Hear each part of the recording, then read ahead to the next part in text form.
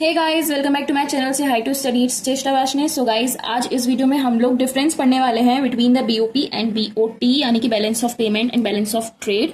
Last video में हम लोगों ने इंपॉर्टेंस ऑफ बीओपी के बारे में पढ़ा था और उससे पहले हम काफी चीजें बीओपी पे कवर कर चुके हैं, जिस सारी वीडियोस आपको डिस्क्रिप्शन में मिल जाएंगी।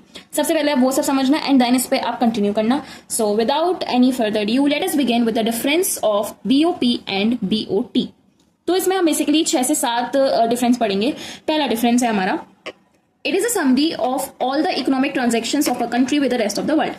बीओपी क्या है, हमने डेफिनेशन में भी सेम चीज पढ़ी थी कि ये समरी है एक ऐसे इकोनॉमिक ट्रांजैक्शन की जो कि with the rest of the world किए जा रहे हैं। मतलब एक कंट्री दूसरी कंट्रीज के साथ जो भी ट्रांजैक्शन कर रही है उस सब का रिकॉर्ड बीओपी होता है। वहीं बीओटी अगर हम देखें तो ये खाली visible exports and visible imports का जो डिफरेंस है उतना रहेगा। वहीं बीओपी में इसके अलावा भी इनविजिबल आइटम्स भी इंक्लूड होते हैं और भी कई चीजें इंक्लूड होती हैं। तो बीओटी में खाली एक्सपोर्ट एंड इंपोर्ट आते हैं और बीओपी में सारी चीजें आ जाएंगी जो भी एक country rest of the world के साथ कर रही है। दूसरा हो जाएगा हमारा, it records transactions related to both goods and services. इसमें गुड्स एंड सर्विसेज यानी कि विजिबल एंड इनविजिबल दोनों आइटम्स आते हैं।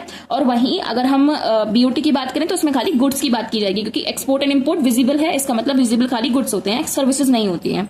ठीक है, सर्विसेज को एनालाइज किया जाता है, गुड्स को देखा भी जा सकता है बॉर्डर क्रॉस करते हुए, इसलिए यहाँ पर खाली गुड्स की बात की गई है और यहाँ पर गुड्स एंड सर्विसेज दोनों की बात की गई है। ठीक, तीसरा डिफरेंस हो जाएगा हमारा, it records both current account as well as capital account transactions. BOP के कंपोनेंट्स में हमने ये पढ़ा था कि कैपिटल अकाउंट और करंट अकाउंट दोनों ही इसमें आता है। वहीं अगर हम बीओटी की बात करें तो it only records current account transactions, not capital account transactions.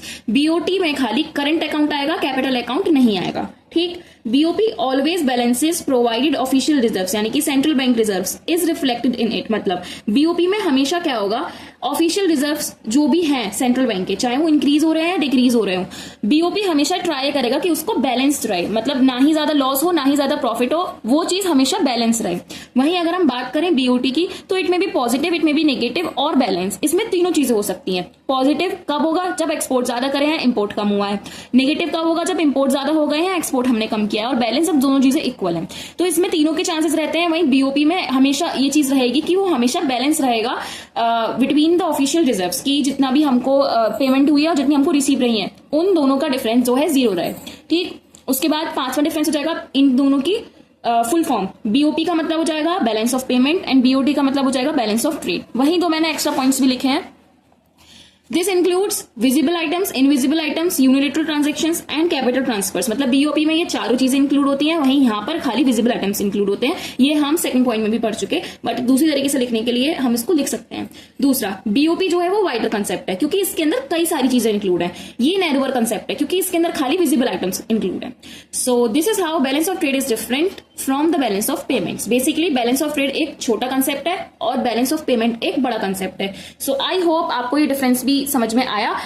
इस वीडियो से हम लोग बीओपी के सारे कंसेप्ट को क्लियर कर चुके हैं। अगर कोई भी आपको डाउट है तो आप लोग कमेंट सेक्शन में पूछ सकते हो। बाकी दोस्तों के साथ शेयर करना और कमेंट करना, सब्सक्राइब करना। Thanks for watching, stay tuned.